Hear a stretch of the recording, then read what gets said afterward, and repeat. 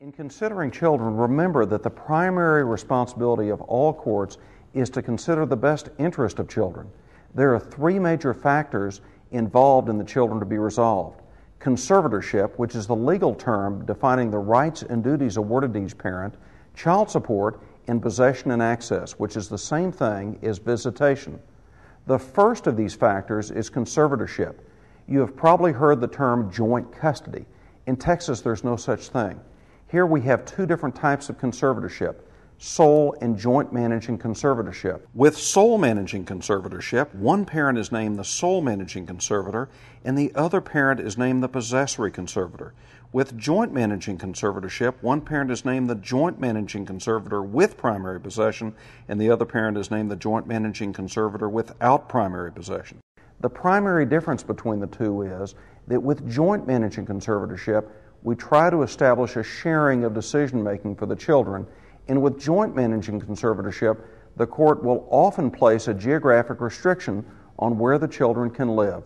The court will often require that the children not be moved out of a certain geographic area or county. The second major consideration is child support. Texas has basic guidelines for child support. These guidelines require one parent to pay a percentage of their income to support their children. This percent will vary based upon the number of children involved. Additional child support is not normally awarded for such things as daycare, extracurricular activities, and other similar expenses.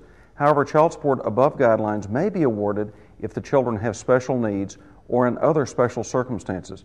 If you believe your child should be entitled to additional child support above the guidelines, discuss this with your lawyer early in your case.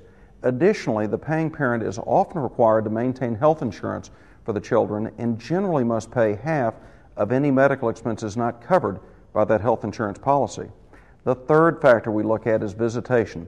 Here again, our state has guidelines to try to make visitation fair, ensure access to both parties, and in turn protect the best interest of the children. We call these guidelines the standard possession order.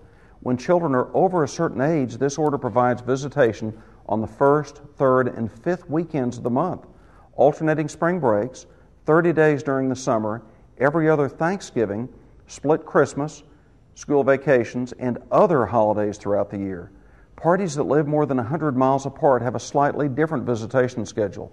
These guidelines have become the standard, and they work for thousands of families around the state. You can review an entire standard possession order and see all your options associated therewith by visiting www.texasfamilylawinfo.com. Finally, in San Antonio, Houston, Dallas, Austin, and many other Texas communities, all parents getting divorced will be required to take a parenting course prior to the court signing your final decree of divorce. Check with your attorney to see whether or not your part of the state requires this course. If so, take it as soon as you can, because without it, the signing of the divorce decree may be delayed. Besides, it's a good course that will ultimately benefit your children.